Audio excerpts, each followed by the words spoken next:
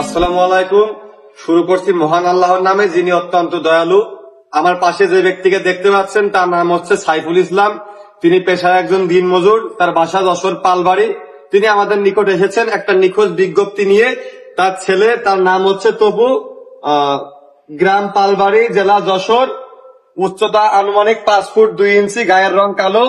সে প্রতিবন্ধী, মানসিক প্রতিবন্ধী, কথা ঠিক মতো বলতে পারে না। সে গত 27 মে 2024 তারিখে আনুমানিক বেলা 11টার সময় হারিয়ে গিয়েছেন। ওই সময় তার পরনে ছিল ছাই কালারের ট্রাউজার।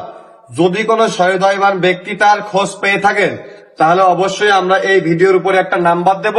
নাম্বারে যোগাযোগ করে বলবেন, আমরা অবশ্যই গিয়ে তাকে নিয়ে আসবো এবং যিনি খোঁজ দিবেন তাকে পুরস্কৃত করার চেষ্টা করব।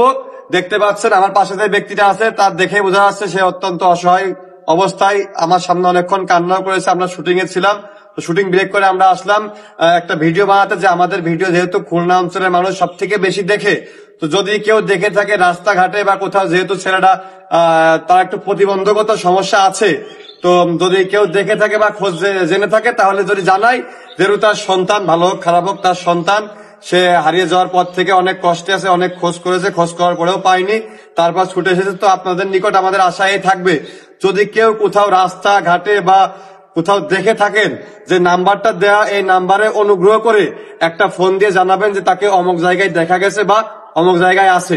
আসসালামু আলাইকুম।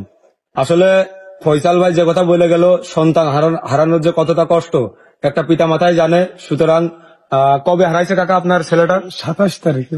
27 তারিখে হারাইছে। আনুমানিক কয়টার সময়? বেলা 11টার দিকে। বেলা 11টার দিকে। কোন জায়গা থেকে? পালবাড়ি থেকে। আচ্ছা, পালবাড়ি থেকে, মানে যশোর পালবাড়ি, বেশি দূরে না। তো কোন সহৃদয়বান ব্যক্তি বা আমার ভাই বোনরা যারা এই ভিডিওটা দেখবেন, যদি ছেলেটার ছবি আপনার কমেন্ট বক্সে দেওয়া হবে আর নাম্বারটা দিয়ে দেওয়া হবে। যদি কোন সহৃদয়বান ব্যক্তি এই ছেলেটারে দেখে থাকেন বা চিনে থাকেন, সবাই ওই নম্বরে ফোন দিবেন। আমরা গিয়ে যথাসাধ্য মতো তাকে পুরস্কৃত করার চেষ্টা করবো এবং এমনকি ছেলেটাকে উদ্ধার করে এই আঙ্কেলের হাতে পৌঁছায় দেওয়ার চেষ্টা করব। তো সবাই একটু নজর রাখবেন। আর কাকা, আপনি যদি কিছু বলেন সবার উদ্দেশ্যে, যে আপনার ছেলে। দেখেন, আমার ছেলে, আমি কিছু বলতে পারতেছি না। না, সবাই তো জানেনি যে সন্তান হারানোর কষ্ট কতটা, একটা মা বাবা ছাড়া কেউ বুঝে না। তো সবাই একটু দেখবেন, যদি খোঁজ খবর পেয়ে থাকেন তাহলে অবশ্যই উক্ত নম্বরে ফোন দিবেন। ধন্যবাদ।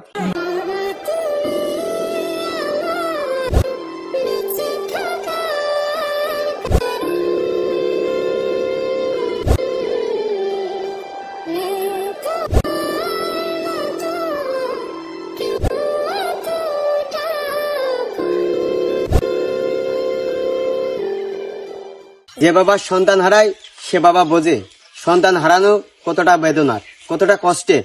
তো আপনারা যারা এই ভিডিওটা দেখবেন একটু শেয়ার করে দেবেন, সকলের কাছে পৌঁছে দেবেন ইনশাল্লাহ। সকলের কাছে পৌঁছে দিলে দেখা যাচ্ছে আপনার ফ্রেন্ড লিস্টে যে ব্যক্তিটা থাকলো, আপনার শেয়ারের মাধ্যমে ওই ব্যক্তিটা এই ভিডিওটা দেখতে পারলো। আর এই ভিডিওটা দেখলেই দেখা যাচ্ছে ওই ছেলেটার খোঁজ দিল। তাই হচ্ছে সবাই ভিডিওটা শেয়ার করে দেবেন। সবাইকে ধন্যবাদ। আল্লাহ হাফেজ।